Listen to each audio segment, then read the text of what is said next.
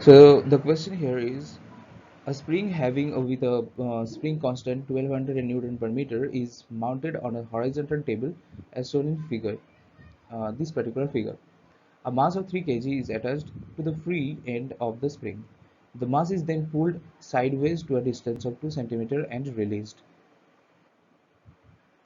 Determine the frequency of oscillations. The frequency of oscillation of an object of mass m attached to a spring of spring constant k is given by uh, nu equals 1 by 2 pi root over of k by m. If we put in these values, the values that are given, that is the value of k and m, we get the nu as 3.183 hertz.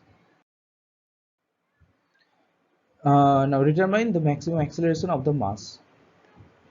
A body executing SHM experiences maximum acceleration at the extreme points, that is a max equals fa divided by m. So again, if a is equal to k into m, so if we put in these values k, a and m, we get the value of a max, that is 8 meter per second square. Determine the maximum speed of the mass. The maximum speed occurs at the mean position and is given by v max equals a omega. So if we put in the value of a and omega as 2 pi into 3.18, we get the value of v max, that is 0.4 meter per second.